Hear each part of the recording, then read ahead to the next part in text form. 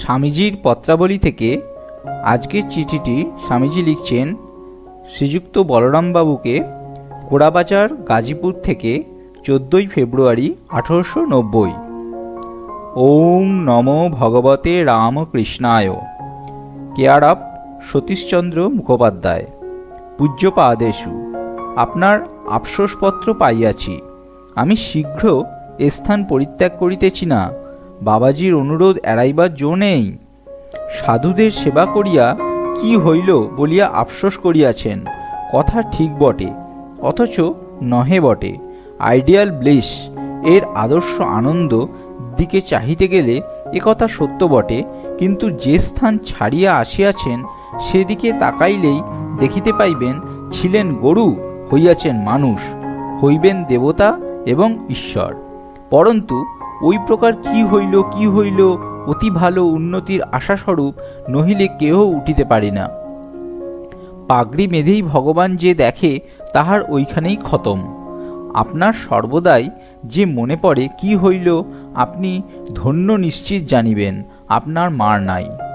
গিরিশবাবুর সহিত মাতা ঠাকুরানীকে আনিবার জন্য আপনার কি মতান্তর হইয়াছে গিরিশবাবু লিখিয়াছেন, সে বিষয়ে আমার বলিবার কিছুই নাই। তবে আপনি অতি বুদ্ধিমান ব্যক্তি। কার্যসিদ্ধির প্রধান উপায় যে ধৈর্য, এ আপনি ঠিক বোঝেন। সে বিষয়ে চপলমতি আমরা আপনার নিকট বহু শিক্ষার উপযুক্ত, সন্দেহ নেই। কাশীতে আমি যোগিনমাতার ঘাড় না ভাঙা যায় এ বিষয়ে একদিন বাদানুবাদ ছলে কহিয়াছিলাম। তৎসওয়ায় আর আমি কোনো খবর জানি না এবং জানিতে ইচ্ছাও রাখি না। মাতা ঠাকুরানীর যে প্রকার ইচ্ছা হইবে সেই প্রকারই করিবেন। আমি কোন নরাধম তাহার সম্বন্ধে কোনো বিষয়ে কথা কই।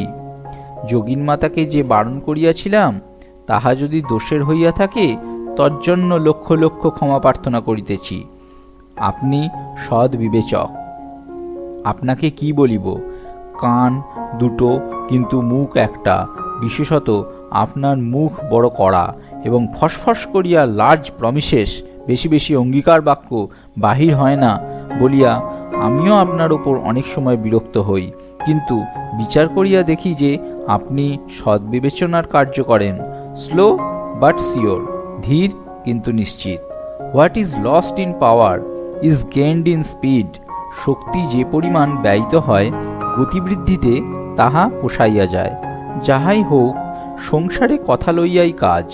কথার ছাল ছাড়াইয়া, তাতে আপনার কৃপণতার আবরণ এত ছাড়াইয়া অন্তর্দৃষ্টি সকলের হয় না, এবং বহু সঙ্গ না করিলে কোনো ব্যক্তিকে বোঝা যায় না। ইহা মনে করিয়া এবং শ্রী শ্রী গুরুদেব এবং মাতা ঠাকুরানীকে স্মরণ করিয়া নিরঞ্জন যদি আপনাকে কিছু কটু বা কাটব্য বলিয়া থাকে তাহলে ক্ষমা করিবেন। ধর্ম দলে নহে, হুজুকে নহে, গুরুদেবের এই সকল উপদেশ ভুলিয়া যান কেন? আপনার যা করিবার সাধ্য করুন, কিন্তু তাহার কি ব্যবহার হইল কি না হইল ভালো মন্দ বিচার করার অধিকার আমাদের বোধ হয় নাই। গিরিশবাবু যে আঘাত পাইয়াছেন তাহাতে এ সময় মাতা ঠাকুরানীর সেবায় তাহার বিশেষ শান্তি লাভ হইবে। তিনি অতি তীক্ষ্ণ বুদ্ধি, তাহার সম্বন্ধে আমি কি বিচার করিব? আর গুরুদেব আপনার উপর সম্পূর্ণ বিশ্বাস করতেন। আপনার বাটি ভিন্ন কোথাও অন্নাদি গ্রহণ করিতেন না, এবং শুনিয়াছি মাতা ঠাকুরানীও আপনাকে সম্পূর্ণ বিশ্বাস করেন। এই সকল মনে করিয়া আমাদের ন্যায় চপলমতি বালকদিগের নিজ পুত্রের কৃত অপরাধের ন্যায় সকল অপরাধ সহ্য ও ক্ষমা করিবেন। অধিক কি লিখিব? জন্মোৎসব কবে হইবে পত্রপাঠ লিখিবেন। আমার কোমরে একটা বেদনায় বড় অসুস্থ করিয়াছে, আর দিন কয়েক বাদে এ স্থানে বড় শোভা হইবে। ক্রোশ ব্যাপী গোলাপ ফুলের মাঠে ফুল ফুটিবে। সেই সময়ে সতীশ কতকগুলা তাজা ফুল ও ডাল মহোৎসব উপলক্ষে পাঠাইবে বলিতেছে। যোগেন কোথায় কেমন আছে? বাবুরাম কেমন আছে? সারদা কি এখন তেমনি চঞ্চল চিত্ত? গুপ্ত কি করিতেছে? তারক দাদা, গোপাল দাদা প্রভৃতিকে আমার প্রণাম। মাস্টারের ভাইপো কতদূর পড়িল? রাম ও ফকির ও কৃষ্ণময়ীকে আমার আশীর্বাদাদি দেবেন। তাহার পড়াশোনা কেমন করিতেছে? ভগবান করুন আপনার ছেলে যেন মানুষ হয়, না মরদ না হয়।